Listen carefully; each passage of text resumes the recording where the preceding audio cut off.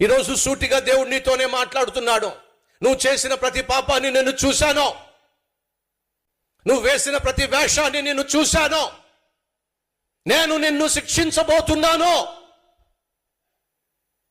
యెహెజ్కేలు గ్రంథము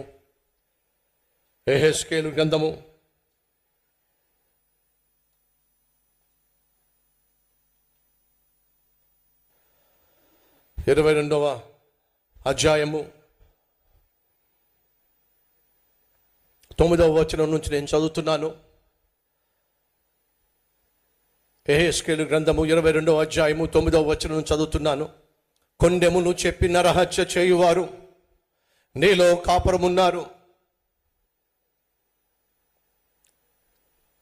8వ వచనం కూడా, నాకు ప్రతిష్ఠితములగు వస్తువులను నీవు తృణీకరించుచున్నావు, నా విశ్రాంతి దినమును నీవు అపవిత్రపరుచుచున్నావు.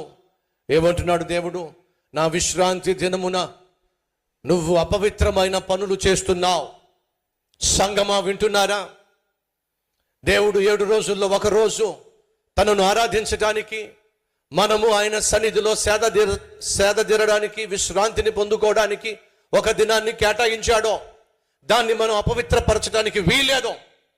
ఆ దినాన్ని మనం అవమానపరచడానికి వీలేదు. ఆ దినాన్న మనం దేవుని సన్నిధికి రాకుండా మన ఇష్టం వచ్చినట్టుగా సినిమాలు చూస్తున్నావు, సీరియల్ చూస్తున్నావు, షాపింగ్లు చేస్తున్నావు, ఇష్టం వచ్చినట్టుగా జీవించడానికి వీలేదు. ఆ విశ్రాంతి దినము అనగా దేవుని సన్నిధిలో మనం కనిపించి ఆరాధించవలసిన దినము. ఆ దినాన్ని మనలో ఏ ఒక్కరూ తృణీకరించడానికి వీల్లేదు. కానీ ఈరోజు ఇక్కడ కూర్చున్న వాళ్ళలో చాలా మంది ఆదివారం దేవుని సన్నిధికి రావడం అంటే కష్టం, ఆదివారం దేవుని సన్నిధికి వచ్చి ఆరాధించడం అంటే ఇబ్బంది. సినిమాలకు వెళ్ళడానికి ఇబ్బంది లేదు, షాపింగ్ మాల్కి వెళ్ళడానికి ఇబ్బంది లేదు, అల్పకాల పాపభోగాల్లో మునిగి తేలడానికి ఇబ్బందులు లేదు, స్నేహితులతో తిరగడానికి ఇబ్బంది లేదు. కానీ దేవుని సన్నిధికి వచ్చి కూర్చోవడం అంటే ఎంత ఇబ్బందో, ఎంత కష్టమో. కారణం తెలుసా? సైతానుకు నువ్వు లొంగిపోయావు, సైతానుకు నువ్వు దొరికిపోయావు, సైతాను చేతులు నువ్వు బందీ అయిపోయావు. కాబట్టి దేవుడు అన్నా, దేవుని సన్నిధి అన్నా, దేవుని మందిరం అన్నా అస్సలు నీకు ఇంట్రెస్ట్ ఉండదు. ఆయన సన్నిధికి రావాలని, ఆయన సన్నిధిలో కనిపించాలని, ఆయనను ఆరాధించాలని మనస్సు నువ్వు కోల్పోయావు. ఎందుకో తెలుసా? అపవిత్రమైన జీవితానికి బందీవైపోయావు, బానిసవైపోయావు. దేవుడు అంటున్నాడు, నా పరిశుద్ధ దినమును, నా విశ్రాంతి దినమును మీరు నిర్లక్ష్యం చేస్తున్నారు,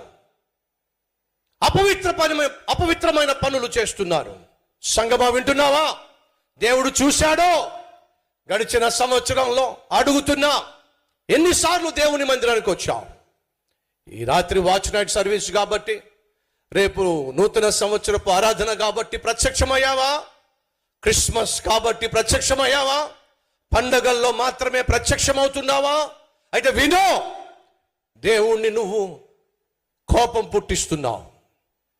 పవిత్రమైన, పరిశుద్ధమైన, విశ్రాంతి దినమైన ఒకరోజు దేవుని సన్నిధిలో మనం ఆరాధించాలి, దేవుని సన్నిధిలో మనం అందరం కుటుంబంగా వచ్చి ఆయనను సేవించాలి అని దేవుడు మనకు ఒక నియమాన్ని ఏర్పాటు చేశాడు, ఒక నిబంధనను ఏర్పాటు చేశాడు, ఒక కట్టడ.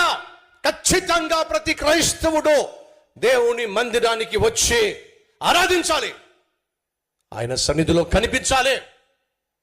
కానీ పోయిన సంవత్సరం గడిచిన 365 రోజుల్లో అడుగుతున్నా, ఎన్నిసార్లు నువ్వు దేవుని సన్నిధికి వచ్చావు? ఎన్ని ఆదివారాలు నువ్వు దేవుని సన్నిధికి వచ్చి ఆరాధించావు?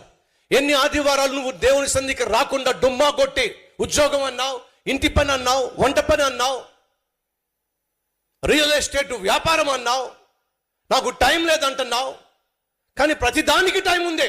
తినడానికి టైం ఉంది, పండడానికి టైం ఉంది, పాపిష్టి పనులు చేయడానికి టైం ఉంది, పాపం చేయడానికి, పరుగులు తీయడానికి టైం ఉంది, అన్నిటికీ టైం ఉంది. కానీ నిన్ను పవిత్రపరచడానికి, నీకోసం సిలువలో మరణించి, రక్తమును కార్చి సిలువలో మరణించి, మరణాన్ని గెలిచి తిరిగి లేచి నీకంటూ పరలోకంలో స్థానాన్ని సిద్ధం చేస్తున్న ఆ పరిశుద్ధమైన దేవుని సన్నిధికి వచ్చి ఒక 2 గంటల సేపు వారంలో ఒక్కసారి కూడా ఆరాధించడానికి నీకు టైం లేదే.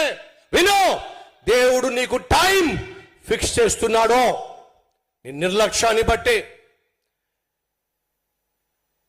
నీలో ఉన్న పాపిష్టి జీవితాన్ని బట్టి దేవుడు నీకు టైం ఫిక్స్ చేస్తున్నాడో. ఏమిటా టైం? కాసేపట్లో చెప్తాను, జాగ్రత్తగా వినండి. నా విశ్రాంతి దినమును నీవు అపవిత్రపరుస్తున్నావు.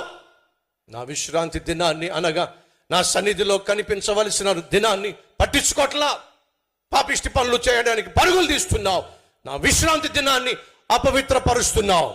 అంతేకాదు, కొండెములు చెప్పి నరహత్య చేయువారు నీలో కాపురం ఉన్నారో, నీలో కామ వికార చేష్టలు జరుగుతున్నాయి, నీలో కామంతో కూడిన వికారమైన పనులు చేస్తున్నావు, విచ్చలవిడిగా నువ్వు జీవిస్తున్నావు.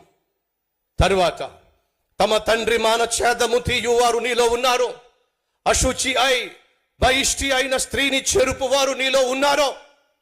ఒకడు తన పొరుగువాని భార్యను కూడి హేయ క్రియలు చేయును, మరొకడు కామ ఆతృత గలవాడై తన కోడలని అపవిత్రపరచును.